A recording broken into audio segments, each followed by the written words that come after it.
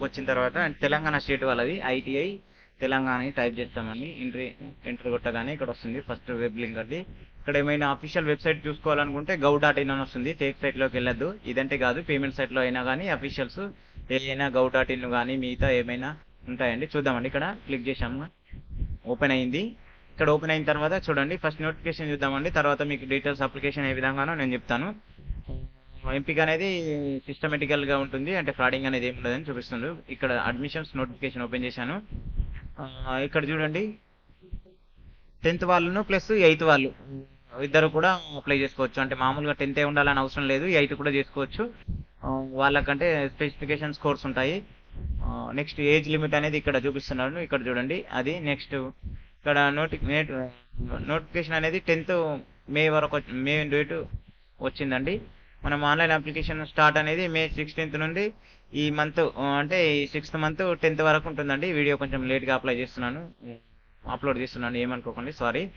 సరే, అయినా కానీ కొంచెం ఇబ్బంది ఉండకుండా మీకు చెప్తాను, సరేనండి. ఇది నోటిఫికేషన్. మీకు ఏమన్నా వెబ్సైట్ లింక్ కావాలన్నా ఏమన్నా కావాలన్నా కానీ కింద డిస్క్రిప్షన్లో పెడతాను, చూసుకోండి. ఏమైనా ప్రాబ్లం ఉన్నా కామెంట్ చేయండి. దీనికి కావాల్సినవి స్టూడెంట్ ఫోటో అండి, ప్లస్ నెక్స్ట్ స్టూడెంట్ ఫోటో అయిన తర్వాత లేటెస్ట్ క్యాస్ట్ను, లేటెస్ట్ ఇన్కమ్, బోనోఫైడ్ కావాలండి. మళ్ళీ 10th మార్క్ షీట్ కూడా అప్లోడ్ చేయాలండి దీంట్లో. సరేనండి, ఆన్లైన్ అప్లికేషన్ విధానం ఏ విధానం చూద్దామండి. చూడండి, మెయిన్ వెబ్సైట్లో రెడ్ కలర్లో బ్లింక్ అవుతుంది అప్లికేషన్ అని, దాన్ని క్లిక్ చేయాలండి. క్లిక్ చేయగానే న్యూ రిజిస్ట్రేషన్ వస్తుంది, సైన్ ఇన్ వస్తుంది. న్యూ రిజిస్ట్రేషన్లో candidate name as per 10th ప్రకారం క్యాండిడేట్ నేమ్ ఎంట్రీ చేయాలండి.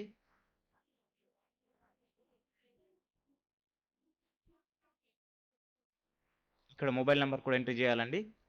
Mobile number, mail ID mandatory అండి, కంపల్సరీ క్యాండిడేట్వే ఉండాలి, వేరే వాళ్ళవి పెట్టకూడదు. సరే, ఇక్కడ ఓకే. అంటే అక్కడ ఇన్స్ట్రక్షన్స్ కూడా అదే చెప్తుంది, క్యాండిడేట్వే పెట్టండి, వేరే అవసరం లేదని. మెయిల్ ఐడి కూడా ఎంటర్ చేస్తున్నాను. మనము స్టూడెంట్కి ఒక పాస్వర్డ్ అనేది క్రియేట్ చేయాలండి. అప్పుడే మెయిల్ ఐడి పెట్టిన తర్వాత చూడండి, నెక్స్ట్ స్టెప్లో 2 times పాస్వర్డ్ అనేది ఎంట్రీ చేయాలండి. అది వాళ్ళ ఇష్టము, అప్లై చేసే వాళ్ళ ఇష్టం, అది ఏ విధంగా పెడతారో పెట్టండి. బట్ అవి మాత్రం రిమెంబర్, గుర్తుంచుకోవాలండి.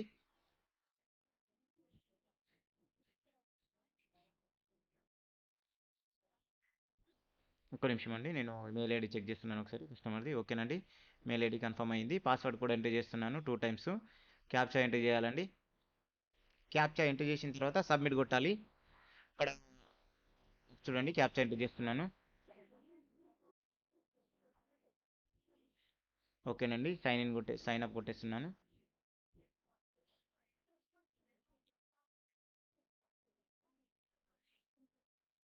మళ్ళీ ఒకసారి వెరిఫికేషన్ చేసుకోమని అడుగుతుంది. ఓకే, చూసుకున్నాను, ఆల్రెడీ 2 times. మీరు మళ్ళీ ఒకసారి చూసుకోండి, కన్ఫర్మ్ క్లిక్ చేయాలండి.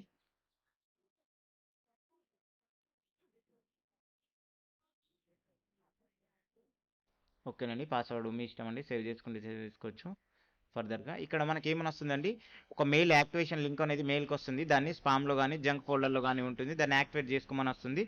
అది యాక్టివేట్ చేయకుండా కానీ సైన్ ఇన్ అవుతుంది. నెక్స్ట్ మనం ఎడిట్ ఆప్షన్ కానీ నెక్స్ట్ పార్ట్ 2 కానీ వెళ్ళేటప్పుడు, వెబ్ ఆప్షన్ 2కి వెళ్ళేటప్పుడు మనకు ఇది ఓపెన్ అవ్వకుంటే మెయిల్ ఐడిలో ఉన్న లింక్ని యాక్టివేట్ ద్వారా మనం కంటిన్యూషన్ చేయొచ్చు. ఇప్పుడైతే ఆ మెయిల్ రాలేదండి, మనకు టైం లేదు కాబట్టి అప్లికేషన్ చేసేస్తున్నాను. చూడండి, ఇప్పుడు ఇక్కడ మనం న్యూ రిజిస్ట్రేషన్ చేసాం కదా, సైన్ ఇన్ క్లిక్ చేయాలండి. సైన్ ఇన్ పై క్లిక్ చేస్తాను. చూడండి, మెయిల్ అనేది నేను చెక్ చేస్తున్నాను ఒకసారి, మెయిల్ వచ్చిందో రాలేదని. మెయిల్ వస్తే యాక్టివేషన్ చేస్తే ఓకే, ఓకే రాలేదు, సరే సైన్ ఇన్ చేసేస్తున్నాను. మొబైల్ నెంబర్ను ప్లస్ మనం క్రియేట్ చేసాం కదా ఆ పాస్వర్డ్ అనేది, అదే పాస్వర్డ్ ఎంటర్ చేయాలండి. రిమెంబర్ అనేది టిక్ ఆప్షన్ అవసరం లేదండి. రిమెంబర్ టిక్ ఆప్షన్ పెడితే వేరే వాళ్ళకు, అంటే ఆన్లైన్ సెంటర్ వాళ్ళకు అప్లై చేయడానికి వీలు ఉండదు. ఎందుకంటే రిమెంబర్ అంటే ప్రతిసారి అదే సైన్ ఇన్ అవుతుంది, వేరే చేయరాదు. అందుకనే రిమెంబర్ ఆప్షన్ అవసరం లేదు. రిమెంబర్ ఆప్షన్ పెట్టుకుంటే ఒకవేళ బ్రౌజర్ హిస్టరీ అనేది క్లియర్ చేసిన తర్వాత మళ్ళీ సైన్ ఇన్ అవుతే వేరే వాళ్ళ చేయొచ్చండి. సరే, ఇక్కడ నేను fresh candidate registration ID, mobile నెంబర్ను ప్లస్ పాస్వర్డ్ ద్వారా సబ్మిట్ చేశానండి. రిమెంబర్ అవసరం లేదు, తీసేస్తున్నాను. ఓకే, మై అప్లికేషన్ క్లిక్ చేయాలండి. చూడండి, ఫస్ట్ స్టెప్ నుంచి 5 స్టెప్స్ ఉంటాయి. ఇది ఇక్కడ ఫస్ట్ స్టెప్ చూస్తున్నాను, ఇన్కంప్లీట్ ఉంది కదా, దాని ద్వారా మనం కంటిన్యూషన్ వెళ్తాం. ఇది క్లిక్ చేస్తే రాదు సెకండ్ స్టెప్ అనేది, ఫస్ట్ స్టెప్పే క్లిక్ చేయాలి ఫస్ట్ గల. ఓకే, ఫస్ట్ స్టెప్ క్లిక్ చేసిన తర్వాత మళ్ళీ క్యాండిడేట్ నేమ్ అనేది as per SSC, father name, mother name,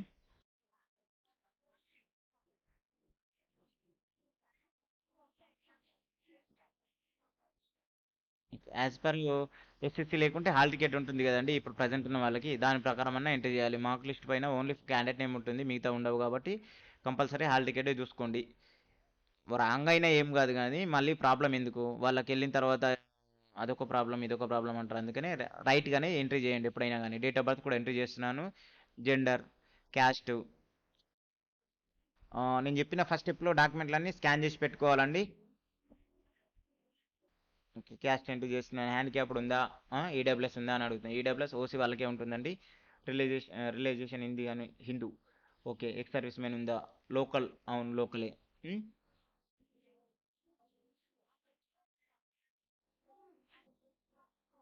okay, no అండి. అర్బన్ అంటే పేరెంట్స్ లేని వాళ్ళకు ఉంటుందండి. ఆధార్ నెంబర్ ఎంట్రీ చేస్తున్నాను.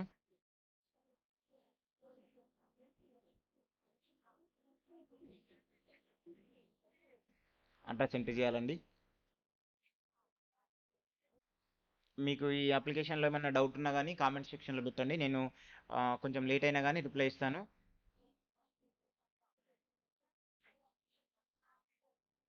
అడ్రస్ ఎంట్రీ చేస్తున్నానండి. ఆల్టర్నేట్ మొబైల్ నెంబర్ కూడా ఇస్తే బెటరు.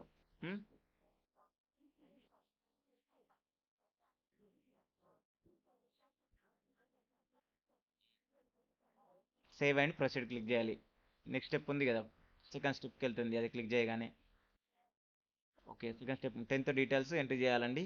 10th 8th అక్కడ చూశారు కదా, 8th 10th వచ్చింది. ఈ క్యాండిడేట్ 10th కాబట్టి 10th పెట్టాను. బోర్డ్ ఆఫ్ ఏ బోర్డు అయితే ఆ బోర్డు ఎంట్రీ చేయాలండి. ఇది సెకండరీ బోర్డు తెలంగాణ స్టేట్ వాళ్ళది కాబట్టి. అలాగే hall ticket number, year of pass 24.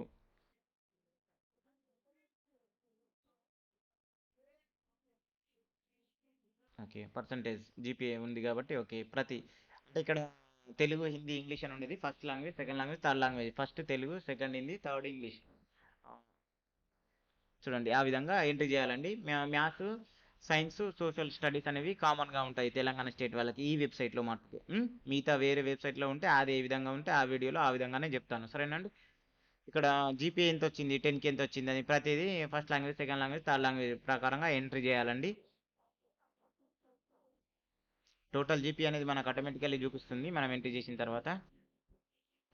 చూపించకున్నా పర్లేదు, సరేనా. అక్కడ మీకు చూపించింది చూపించలేదు అనేది కాదు, అప్లై చేసే పద్ధతి అనేది చెప్తాను నేను. మ్యాథ్స్ తీసుకున్నాను. Okay,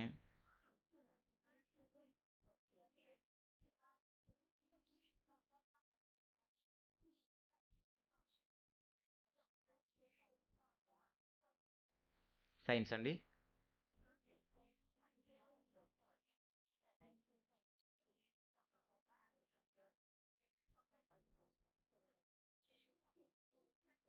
social studies.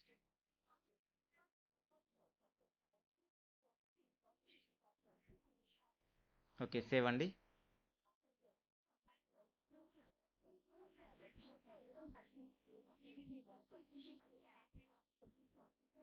మళ్ళీ ఒకసారి రీవెరిఫై చేసుకోవాలండి. ఇక్కడ మనం అప్లికేషన్లో ఏమైనా డాక్యుమెంట్ మిస్టేక్ ఉంటే వాళ్ళ అప్లికేషన్ని హోల్డ్లో పెట్టి మళ్ళీ కాల్ చేస్తారు మీకు. చూడండి ఇక్కడ applicant photo, applicant signature, 10th mark sheet, caste, late study, ఇవి అప్లోడ్ చేయాలండి.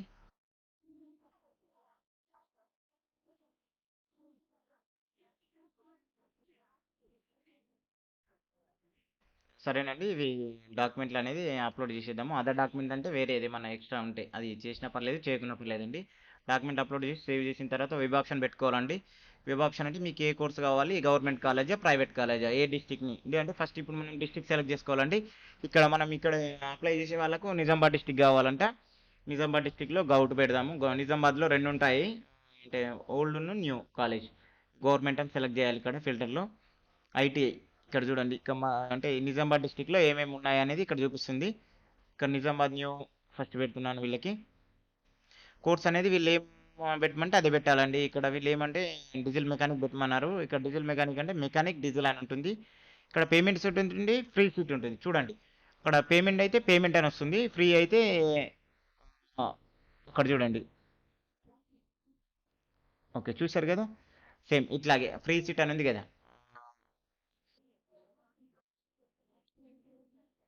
ఇలాగా వాళ్ళ ప్రిఫరెన్స్ అనేది ఏ విధంగా అనేది ఆ విధంగా పెట్టి చేసేస్తాను.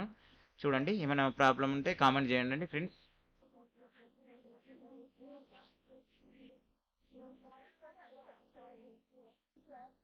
వీళ్ళకు 5 కాలేజెస్ పెడదామండి. మార్క్స్ అనేది జీపీఏ తక్కువ వచ్చింది కాబట్టి లాస్ట్లో ఒకటి ప్రైవేట్ బిట్మన్నారు వీళ్ళు. గౌట్లో ఛాన్స్ ఒకవేళ లేకున్నా కానీ సెకండ్ వెబ్ ఆప్షన్లో వచ్చే ఛాన్స్ ఉంది. బట్ వీళ్ళు ఏంటంటే ఫస్ట్ ప్రయారిటీ గౌట్లో ఇవ్వమన్నారు కాబట్టి ఫో- ఒక 3 అన్నా 4 అన్నా గౌట్ పెట్టి ఒకటి ప్రైవేట్ పెట్టేస్తాము.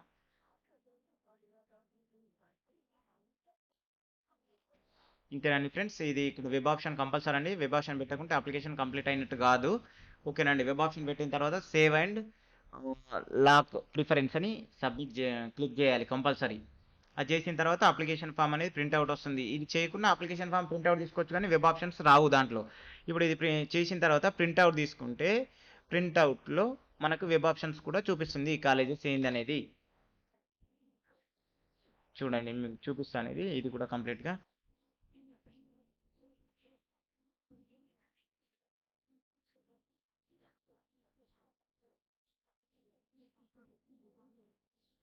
వెయిట్ చేయండి, కస్టమర్ కన్ఫ్యూజన్లో ఉందో మనము ఈ విధంగా అనేది మనమే వాళ్ళకు గైడ్ ఇచ్చి చేయడం ఒక మంచి పద్ధతేనండి.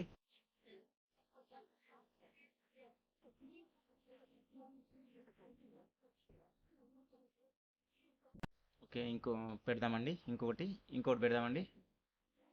ప్రైవేట్ కాలేజీ పెట్టమంటున్నారు, అక్కడ ఫిల్టర్లో ప్రైవేట్ అని సెలెక్ట్ చేయాలి, అప్పుడే చూపిస్తుంది ఏ డిస్టిక్లో ఎన్ని ప్రైవేట్ ఉన్నాయి ఎన్ని గౌట్ ఉన్నాయి.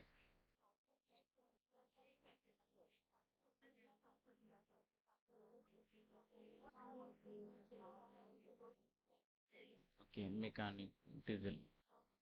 పేమెంట్ సీట్ అయినా అక్కడ పేమెంట్ కూడా ఎంత అని చూపిస్తుంది. ఓకే, అయిపోయింది కదా. ఇక్కడ lock and save and lock preference అని క్లిక్ చేయాలి.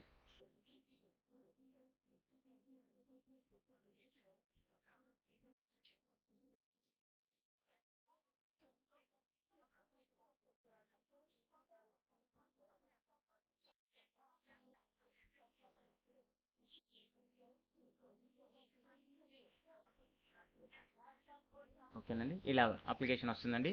మళ్ళీ క్లిక్ చేసిన తర్వాత ఇప్పుడు కన్ఫర్మ్ అండ్ సబ్మిట్ కొట్టాలి. కొట్టిన తర్వాత ప్రింట్ అవుట్ వస్తుందండి.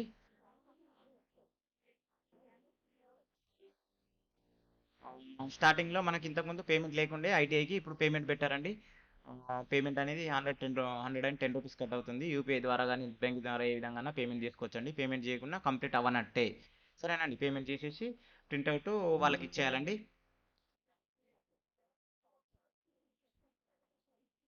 ఓకే, చూడండి, పేమెంట్ చేస్తున్నాను.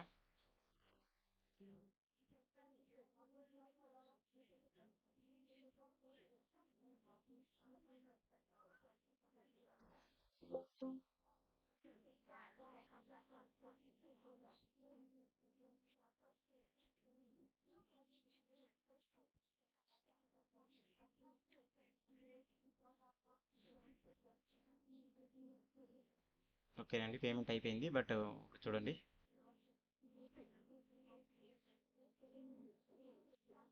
Okay, complete. డాష్ బోర్డ్కి వెళ్ళాలండి. అక్కడ ఐ సింబల్ ఉంది కదా, దాన్ని క్లిక్ చేయగానే ప్రింట్ అవుట్ వస్తుంది.